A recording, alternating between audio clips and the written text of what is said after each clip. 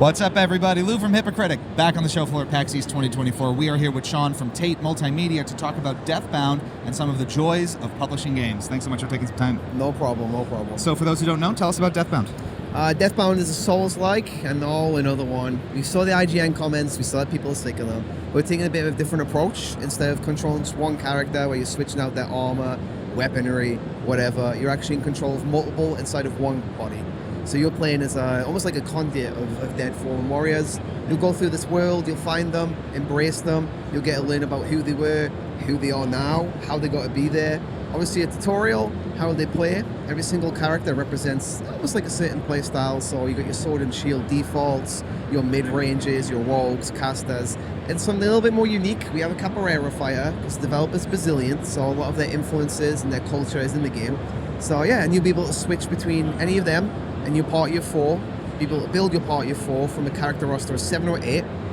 You can combine attacks through morph strikes. So if you start hitting with a hammer, you can switch into a mage attack, blow them up with lightning bolts. There you go. And there's a whole talent system behind that as well. So we have passive talents that benefit everyone, and then specialty talents. So if you find a character you really like, you can spec for them and make them the foundation of your party. There's a whole lot of stuff going on underneath that. Yeah, and I was going to say the mechanics are very in-depth, and there's a lot of synergy between different pieces of the game and different mechanics to really create a play style that resonates with people individually, which I thought was really cool. And you do get a feel for that even with the brief time you have with the demo here. In terms of, I want to talk about approachability a little bit, because I think when some people hear it's a Souls or a Souls-like game, they may equate that to something like difficulty or inaccessibility, where from our perspective, I think the party system helps to mitigate that a little bit. You have more options, you have more abilities to go into fights and last longer. Do you find the same, first of all? Yeah, so we know the discussion is, should a Dark Souls, Demon Souls, should a Souls-like, I guess, have an easy mode? We're not really giving you an answer of yes or no on that. What we're doing instead is having a party system that allows you to build the playstyle you want. So if you want to be cheesy, that's absolutely fine. That's entirely possible. You're not going to lose out on any experience. You're not going to feel like I'm cheating the game. You can just build the party how you want. On top of that, we have a talent system. But in your party, if you see the red and dot lines there, if you have 2 characters from opposing factions, you'll get a benefit, but you also get a debuff as well. So like, minus 20 HP, minus 20% HP, but 10% extra attack. So if you really want to try something a bit more challenging, a bit more in-depth, you can venture into that. And the blue lines are just flat buffs. So like plus 20 health, plus movement, plus dodge resistance, all that kind of stuff. So for us, we're not saying here's an easy mode, here's a hard mode. We're essentially giving power to the players to say you can play how you want. Make it hard, make it easy, doesn't matter, it's all valid. No weapon scaling, there's none of this Elden Ring, Blood Katana stuff. If you don't want to do that, you don't have to. And again, I think it shows, even in just the brief time we spent with it, how more accessible it is to just sort of get in there and start figuring things out and not feel overwhelmed right off the bat. Now, in putting all these different elements together, you have leaning a little bit more into that accessibility while still maintaining the depth and the customization that maybe you would expect. Can you talk a little bit about striking that balance between delivering on the core depth that maybe players would want from this, while still making it, sort of reasonably attainable for people who maybe aren't attuned to the genre as much? Yeah, I mean, one of the things that we've done is we want to ensure that you can't just play the game by going mindlessly in and pressing one button. If one of your characters die, then the whole party dies. So this starts making sure you have to kind of rotate around. So you still have that level of balance, because you're not just having a default baseline of, I'm going to do the same thing for the whole game. And I feel like that kind of does balance the things out, where it is your ability to create whatever part you want, but you're not going to be able to just completely mindlessly play the game. It's a hard question to really answer with, this is fully balanced, because sometimes it's fun in games not to have a balance. You can go insane with like high DPS but very little health. That's not balanced. Sometimes making sure everything is balanced can be a little bit boring. It's a single player game. If you make an overpowered character, the only person that's going to be affected by it is you. So we do have some aspects in there to make sure that there is a level where you're not just doing the same character over and over and over. But if you want to make a ridiculous build where you're smashing everything, hey, that's part of the fun. That's exactly what I was going to say. Sometimes, in Souls-like games and almost every other genre, having it too balanced and too smooth and everything so neutral, it does kind of make it maybe bland sometimes. And you get, a lot of the fun can come from some overpowered or ridiculous thing and just exploring and having fun with it. So the that mimic tiers, for example, when Elden Ring came out, everyone loved them mimic tiers, and there was nothing wrong with spamming them. exactly.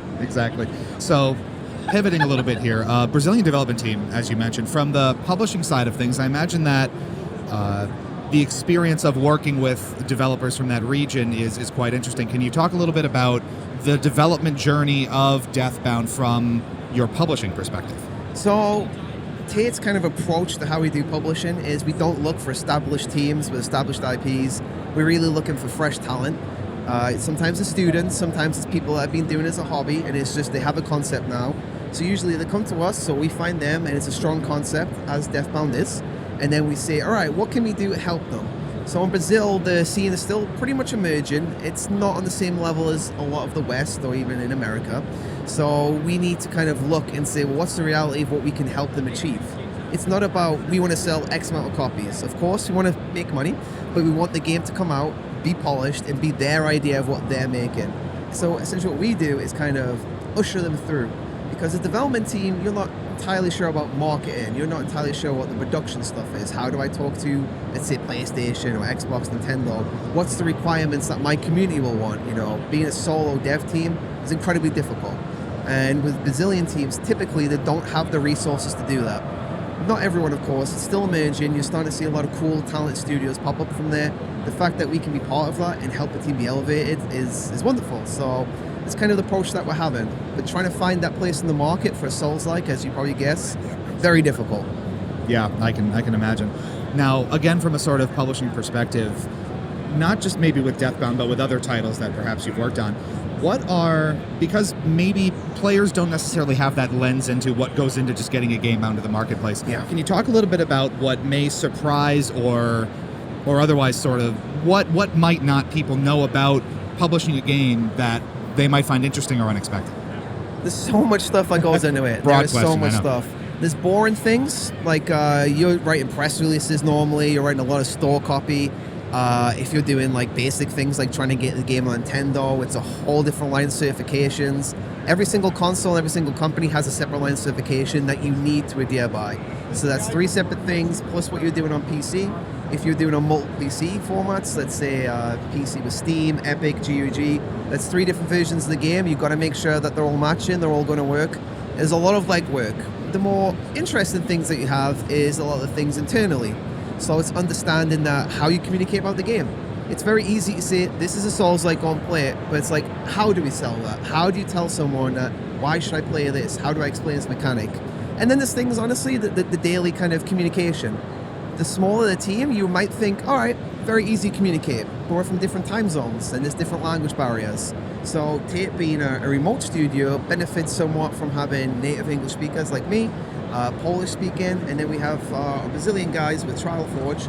So it's interesting to see the cultures kind of mix and match, but we all have different perspectives. Production in general, though, it's a long process. You see the final thing, and this is what's kind of annoying when you see people on TikTok saying, well, this game came out and it sucked, and that's it. It's like, that's a lot of work that goes into it, so when someone just sums up with one word, it almost feels like a disservice to what the process was to get there. You'd be surprised. I can't speak for everyone's production process because there's some that are entirely different. For us as an indie publisher, we try to do it as simple as possible internally. We try to do it as transparent as possible, but it's long, it's arduous, and yeah, and then you have to release the game. Not just make the game work, but also where does the game fit. Frankly, we're running scared of Elden Ring DLC, so all of our plans have been moved. And then because everyone else's plans have been moved because of Elden Ring, we have to now adjust ourselves to them. And then you have to look at the market outside of that. We're now competing with Games Pass. How do you sell a game for like $35, $40 versus a $9 subscription fee where that guy gets 500 games? So it's a tricky time. It's a tricky time, and it's a tricky process. But yeah, making GIFs, you make a lot of GIFs. I guess that's the secret one. There you go. A very intricate process. It sounds like start to finish. I can't even imagine. Sort of leaning into maybe, you talked about Elden Ring DLC and maybe what's coming up immediately next from your perspective. The game demo, makes it clear it's in a pre-alpha state at the moment. As it progresses from where it is now, from your perspective, what are those next steps in terms of helping the game continue to get along into a more polished state, content finalization, things like that? It's hard to say. We'll probably have another demo.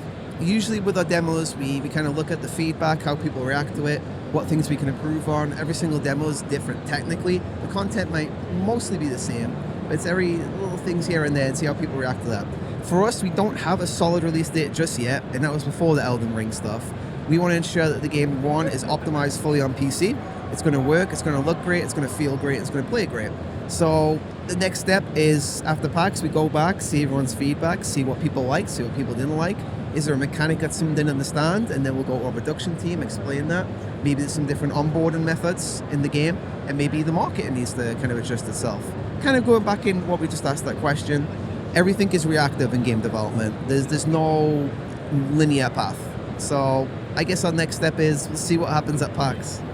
and here we are. Yeah. So in terms of sourcing some of that feedback then too, if players are interested in Deathbound, they want to learn more about it, try it for themselves, and maybe offer some of those thoughts and feedback, how best should they do that? Twitter, Instagram, everywhere. Twitter, Instagram, we have Discord, Steam forums. We honestly look at everything. That's what we do. I know it sounds like a marketing gimmick when people say, oh, we listen to the players. It doesn't matter if someone's like swearing at us and saying hellacious things. If they say, well, I don't like this mechanic because X and Y, we'll take the information and we feed it back. Everything is valid when it comes to the way people do feedback. Even TikToks. We watch people's TikToks. If they say this thing sucks, so that doesn't look very good, we use that. So there's no direct answer other than Twitter, TikTok, Instagram, Facebook, YouTube, our forums, our website. Send me a DM. I don't mind listening. Everything. So just get your good constructive stuff out there and you will find it. Yes. If someone said something, we're going to know about it. Awesome. Okay. And then finally, you mentioned no firm release date planned. Any other platforms on tap at the moment other than PC? So like I said, PC, Steam, Epic, GOG. We don't know about consoles just yet, but if you keep an eye on our social media or even our Steam page, we will announce anything going forward. We are trying to have Steam Deck verified day one, so hopefully that will happen. But we can't promise it. It might be in the launch window, so we'll see. Sounds good. Well, very exciting stuff. Can't wait to see some more. Sean from Tate Multimedia, thank you so much. And keep it tuned here to Hypocritic GG for more from PAX East 2024 all weekend long.